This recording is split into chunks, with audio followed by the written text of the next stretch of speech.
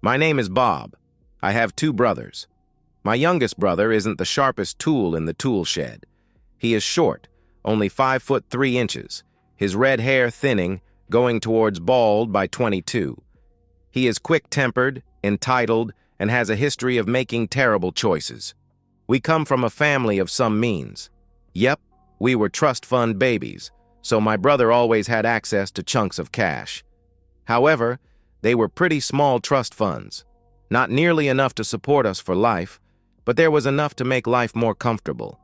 Perhaps even enough get us out of a scrap a time or two. My brother liked to flash his good fortune around a bit. He always had the newest of whatever. He always dressed well, and he was a compulsive neat freak. He even ironed his underwear. My brother also has a heck of a musical talent. He plays keyboards. If he hears a song once, he can play it back note for note anytime you ask. He could rock out with the best of them. It is really pretty amazing. He and his band harbored hope of the big time. I think their band was called the X-Rays or something kinda like that. They played in bars and hotels up and down the I-5. They did okay. They mostly played covers, but they also wrote some stuff. They could get the house rockin' with cover songs, but when they played one of their songs, crickets. My brother and his bandmates were amazing parrots, but neither he nor anyone else in the band could write anything remotely original. My brother bankrolled the band. He bought effects equipment so their shows were always flashy. He bought a van so the band could get to their gigs. He enjoyed being the leader of the band and was generally a jerk as a boss. Of course, they were on the road as much of the time as they could. His first wife, Carol, was the bass player's girlfriend. She was hot in a trashy way. She traded the bass player in for the keyboard player. Turns out she was a bit of a cover band groupie. Seriously, I never knew there was such a thing. It seems she started with the drummer. She also was a gold digger, and when she figured out my brother had some money, it was all over but the shouting. I didn't have a lot of contact with my brother back in those days, so I honestly don't know much about what their lives were like. They dated for 5 or 6 months and announced they were getting married. As I really didn't know her, I didn't have any feelings about their marriage. However, most of my family was, well, let's just say, they weren't impressed. For me, my first-hand experience with my brother's wife was at the end of their rehearsal dinner. As the guys in the family started out for the bachelor party, she went off ranting and raving. Seems she didn't want him out at the clubs the night before their wedding. Hey, I understood her issue, but in this case, she had agreed to it in advance, after she had rejected all the dates put forward until this was the only possible time for it before the wedding. So, the whole throwing a fit thing was a bit much. It was just her being difficult or a very insecure girl. Bottom line, she didn't want him to have a bachelor party. My brother had come out to the waiting limos saying he just couldn't go. I said nonsense to him. I went inside to talk to her. I told her that my dad and my uncles and other family and my family's friends had taken time out for this. I also pointed out that many of the others were fairly well-to-do, and they most likely gave them some pretty nice gifts, so she should be more reasonable. Also, I promised it wasn't going to get out of hand. After what seemed like hours of tears and threats, she finally relented. What a pain. We went off to have the bachelor party. It was totally messed up. My little brother was so controlled he was no fun. He pretty much was sitting at a table in the back weeping into his beer. That put a damper on the whole thing. I think we were at the club for under an hour when we loaded back into the limos and headed home. We had him tucked into bed by 10 p.m.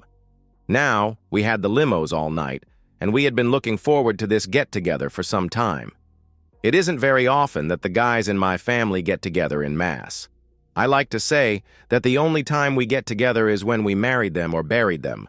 So of course we jumped back into the limos and then headed out. We had a blast. My dad was flinging $100 bills around. At one point he had 3 dancers giving him a private dance. My Uncle Jack got lucky with one of the dancers in his limo. My Uncle John got arrested. My cousin Fred dove into the booze and went MIA. My other brother got sick on a dancer while he was in the front row. It was a heck of a bachelor party, for having no bachelor, that is. What can I say? My brother really missed a great bachelor party. We, on the other hand, almost missed the wedding. I think the only guys who weren't hungover were my brother and the priest. The wedding went off. They were hitched. She moved in with my brother and brought her 3-year-old son, Charlie, with her. And everyone's life goes on. It was a couple of years later. I needed some signatures from my brother. I called him and we agreed to meet later in the day. He said he would be around his house that day, but he might run some errands. So if he wasn't there, hang out, and he would be back soon. A couple of hours later, I dropped by my brother's house. It was one of those fantastic September afternoons. It was in the 80s, warm and beautiful. I arrived to find his front door was wide open. Being such a nice day, that didn't surprise me. I stepped in, calling out my brother's name. No response. I looked around. No one seemed to be home. I called out my brother's name again, but still no response. No noise from his dogs, no noise from his stepkid, and 5-year-old boys make noise. Then I noticed the coat rack knocked over. There was a wine glass on the floor. I started to get a very bad feeling. I looked down the hallway, and I saw the torn remnants of a woman's blouse. I heard some noise coming from the back of the house and stepped down the hall following the noise. I look in the kid's room. It's a mess. But what spoiled 5-year-old's room wasn't? No kid. I grabbed the kid's baseball bat out of his room. Past the bathroom, I pause at the doorway to my brother's bedroom. I hear grunting and smacking. I peek in to get the lay of the land. There is my brother's wife, tied to the bed with a gag in her mouth. Her eyes are glassy. She doesn't see me. The dude is a big guy.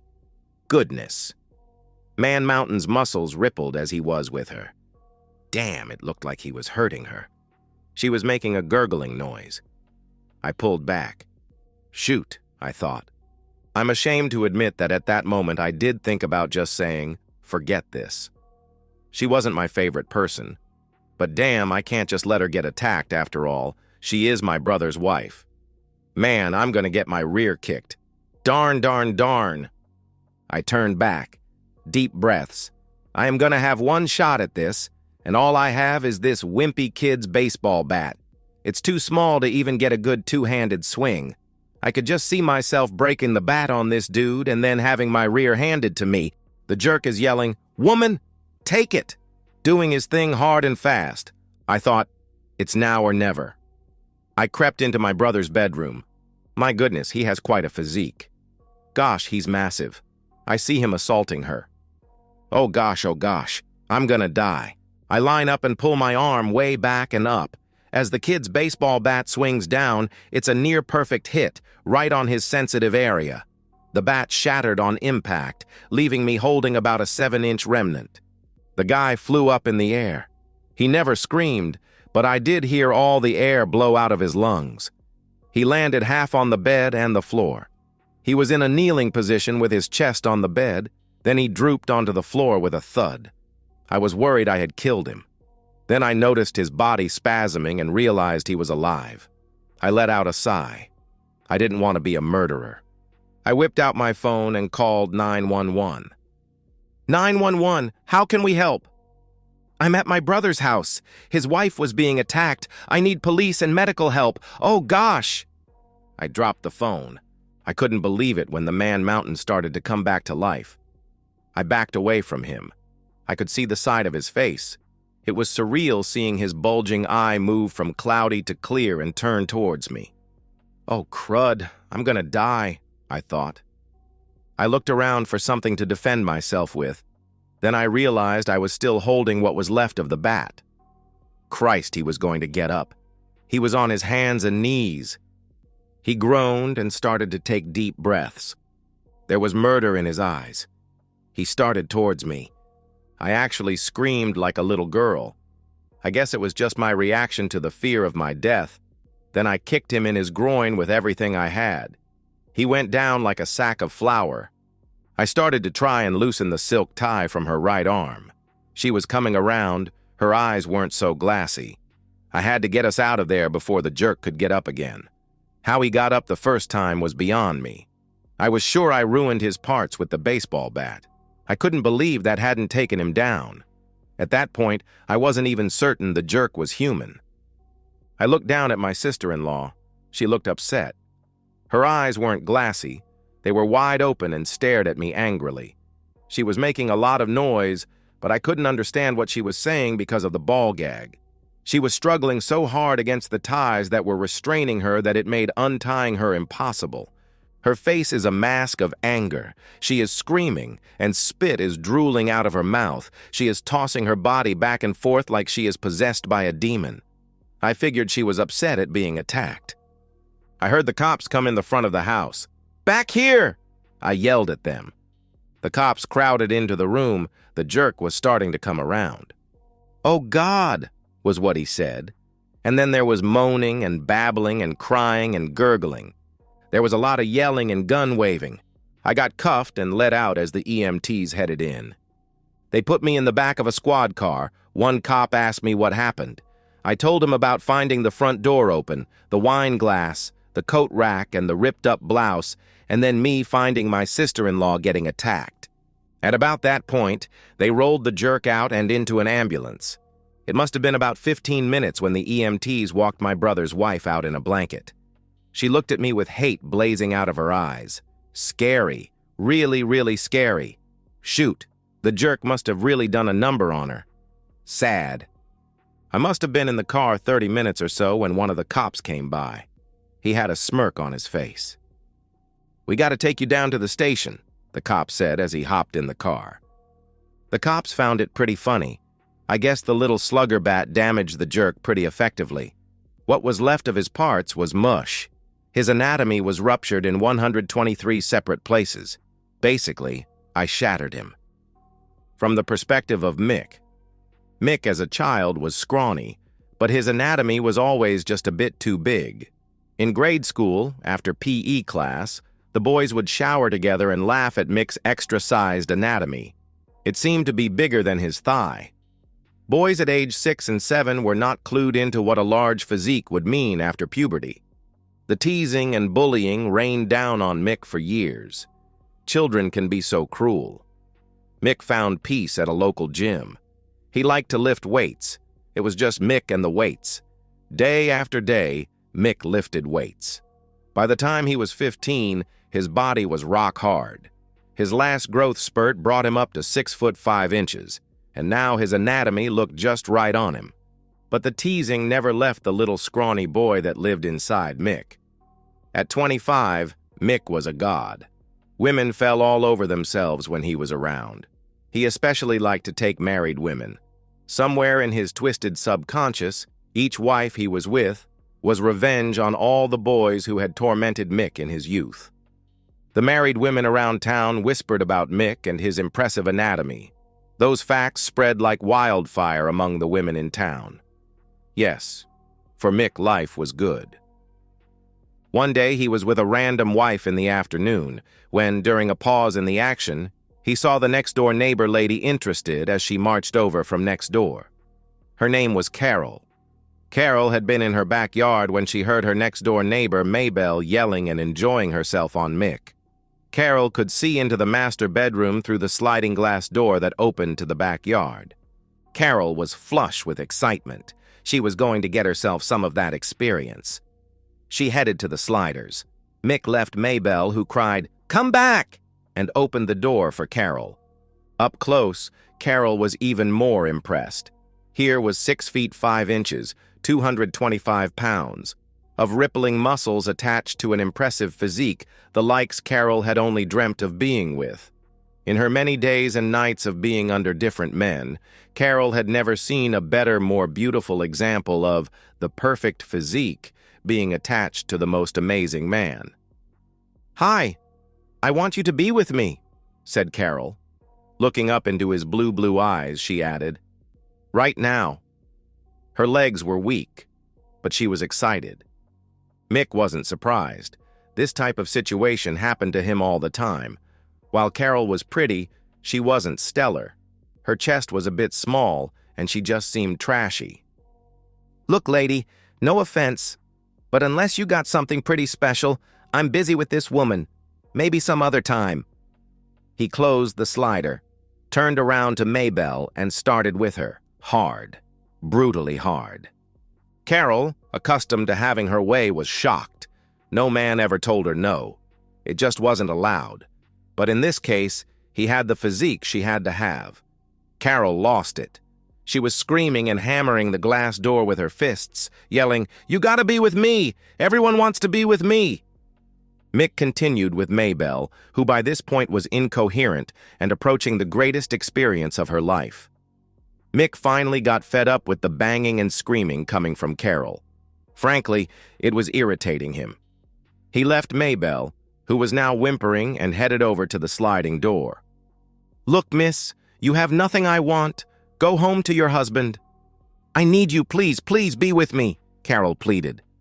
"Why should I?" asked Mick. "You can do anything." Mick had seen it all before. These women, some of them just wouldn't hear no. "Okay, princess, go home. Pour me a glass of wine. I will be over after I finish up here." He slid the door closed, turning back to Maybelle, whose features were heaving, and resumed with her. As Carol watched her neighbor being with Mick, she felt herself getting excited. She was quite interested as she watched. Mick looked over his shoulder and mouthed, "Get going, you're next." Carol rushed home. Her husband was playing with her son and the dogs. She shooed them out. "Go to the dog park, then get little Charlie some ice cream. I need you out now, and don't come back till it's dinner time." Her husband was saying something about a meeting, but Carol would have none of it. She stamped her foot. "Go! Go now!" Her husband, a wimp and a controlled wimp to boot, backed down. Now, dear!" Carol started shoving her husband, kid, and 2 dogs out the front door. She smiled as they loaded up into their new Cadillac Escalade and drove away. True to his word, Mick showed up about 15 minutes later. Carol had changed into a short skirt and a semi-transparent blouse. She'd picked up the kids' toys and dumped them in Charlie's room. She poured 2 glasses of wine and got herself ready for Mick. When he walked through the open front door, Carol launched herself at him, knocking a wine glass over and smashed into the coat rack by the front door, knocking it over. "Okay, miss, here is what is going to happen," as Mick reached out and ripped her blouse off. "First, I am going to take you, and if I am pleased, then I may decide to continue in other ways." Carol whimpered with joy and desire. Mick knew that not many women could come close to handling his impressive physique. Normally, when he was with a housewife in that way, there was much screaming and crying. Mick disliked distractions, so he had learned that using a gag helped keep things quiet. He held up a ball gag to Carol. Her eyes got large, and there was quivering in her tummy. Now Carol liked to talk, and she lived to order men around. It should be noted that for her to accept the gag was totally out of character. When she opened her mouth and let him stuff the ball gag in, it should tell you how much she wanted that experience. He tightened the ball gag and pulled her to the master bedroom. He tossed her on the bed, grabbed a couple of her husband's silk ties, and used them to tie her arms to the headboard. Then he proceeded for the deed. For Carol, it was utter agony. She felt herself hurting, and then hurting more. White-hot pain lanced through her. She screamed continuously for over 5 of the longest minutes of her life. Mick was brutal. That is when Mick felt pain. His anatomy exploded in pain, and his groin, well, it simply exploded. When he came to, he was in such agony that he couldn't see. As his eyes started to clear, he could see a man with a broken little kid's baseball bat. Mick didn't know who he was, but with Mick's history with women, he figured it was the woman's husband. Shoot. He smiled to himself. He always liked beating the daylights out of husbands who found Mick with their wives. He loved how he could beat them thoroughly, and the women would lie and defend him. Even if the husband didn't clear out, they never bothered Mick again, as he was with their wives in the future. Mick got up on his hands and knees and took a breath or two, shaking off the pain in his groin. He hurt badly. It was the worst hurt he had ever felt, and that guy was gonna pay. Mick rose up and turned on the man. The guy's eyes got big, almost as big as Carol's eyes had been when she watched Mick and Maybelle. Mick smiles.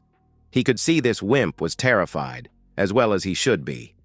Then the man screamed like a little girl and kicked Mick in what was left of his groin.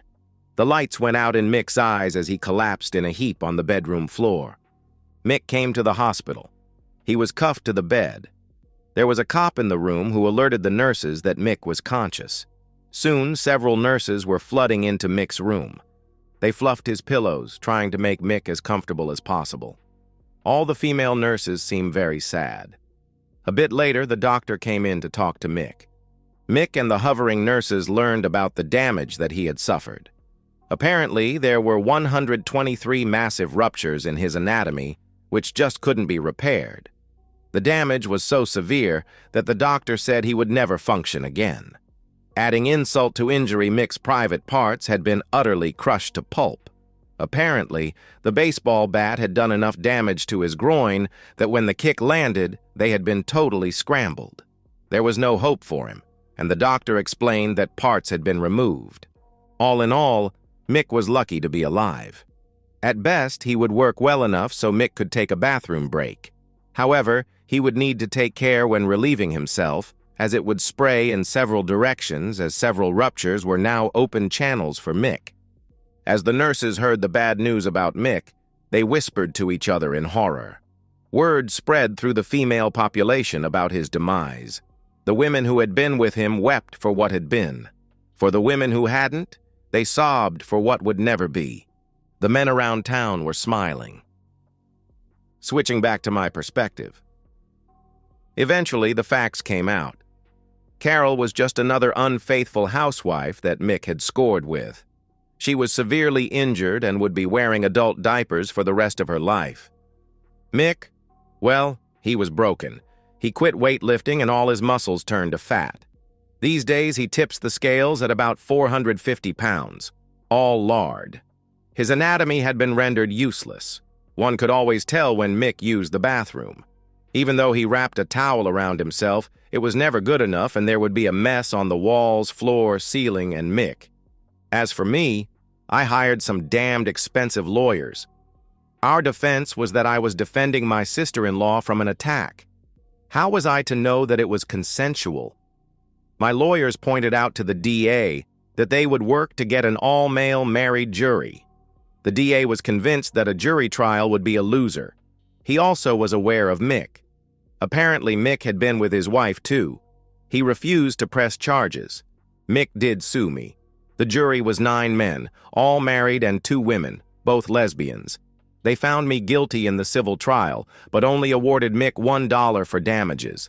Sometimes lawyers are your best friends. The real mind-blower for me was that my brother took her back. I told you he made terrible choices. And so, we've reached the end of today's story. Was it what you expected, or did it take a twist you didn't see coming?